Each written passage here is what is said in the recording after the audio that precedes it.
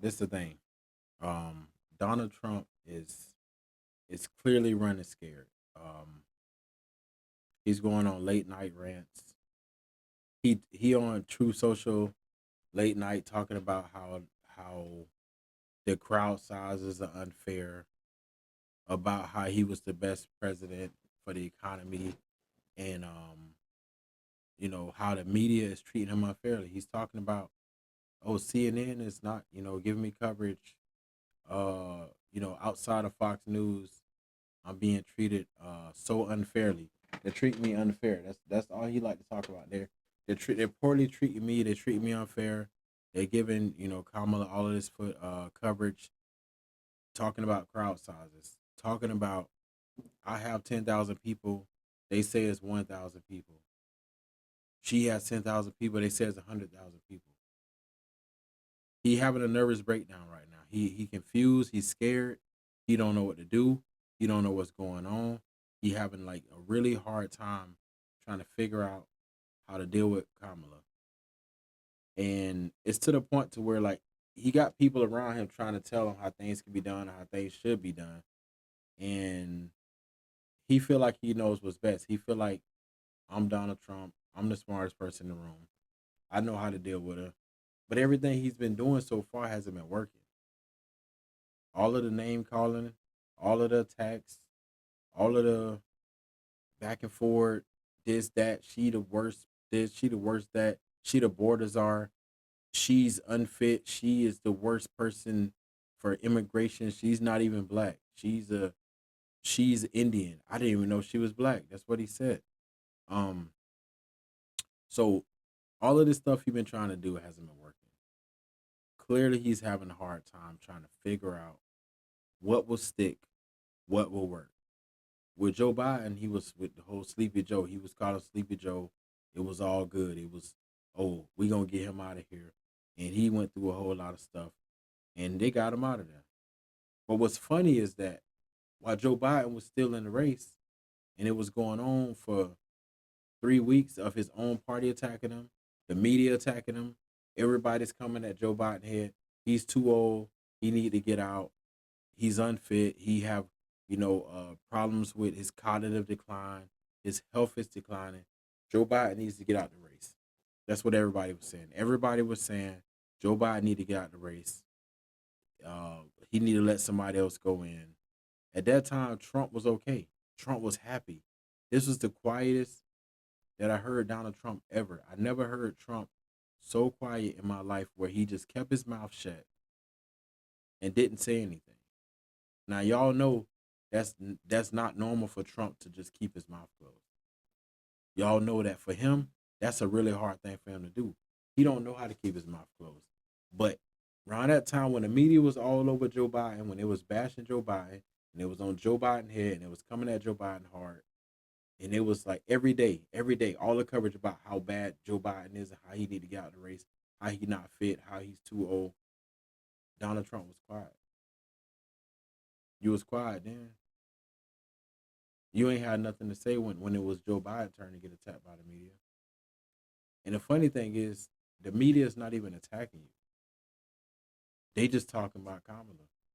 They just putting the facts out there. They just saying Kamala is a better fit based on the facts. They're talking about the poll numbers. They're saying she's polling ahead of you. You don't like that she's polling ahead of you. You don't like that the black woman, Indian, that's not black enough, is polling ahead of you. You thought you had the black audience. You went to Atlanta and you couldn't even fill up a high school. And for all of these MAGA people keep saying Trump this, Trump that, I don't even believe he have the support that he says he have. I don't even think that all of these people that voted for Trump the first time will go out and vote for him again. I don't believe that. I don't believe that he has the support. I'm just not seeing the signs. I used to ride around in Tampa where I live at in the city, and I used to see Trump signs everywhere in 2016. Even 2020, I seen a lot of Trump signs. Certain parts of town, it was Trump signs. It was Trump this, Trump this. Now I haven't seen not one Trump Vance sign in Florida. I haven't seen one. I seen a few Trump 2024s with some people riding around on pickup trucks. That makes sense. But I haven't seen those signs. I haven't seen them nowhere else. So the fact is, the support that you say you have, the crowd size that you exaggerate about having 100,000 people that show up, it's just not true. You don't have 100,000 people showing up at these rallies. It's just not true. He didn't have 100,000 people at the inauguration. He don't have 100,000 people showing up at rallies. On a good day, he probably got under 10,000 on his best day. Kamala at this point is having big, large crowds, bigger than Donald Trump crowds. He don't like it. He don't like that the black lady from California has a bigger crowd size than him. So what he do today? He make a big announcement on True Social. I got a big announcement coming at 2 o'clock. He has a press conference, and it's the same Trump. He answered questions. He attacked Kamala. He talked bad about the fake news. Anybody outside of Fox News is fake media to him. They treat him unfairly, unpoorly. They're nasty. They're not fair to him. He get treated the worst. He's the redheaded stepchild when it comes to the media. But it's funny how when Joe Biden was in the race, it was okay for them to talk about Joe Biden. Everything was he was happy. He was all smiles. He was all smiles. Oh, we got this in the bag. After a fake assassination attempt, a lot of people were saying it's over. It's done. Joe Biden is over. You just see the next president of America after that stunt. And then Kamala gets in the race. Everything shifts. The whole energy shift. The whole crowd shift. Everything shifted. The media don't have Joe to beat up on no more. The polls are not showing very well for Trump. The crowd sizes are not doing very well for Trump.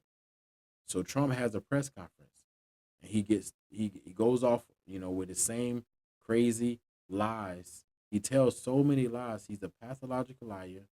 He's a chronic liar. He's a habitual liar, all in one. All he do is lie.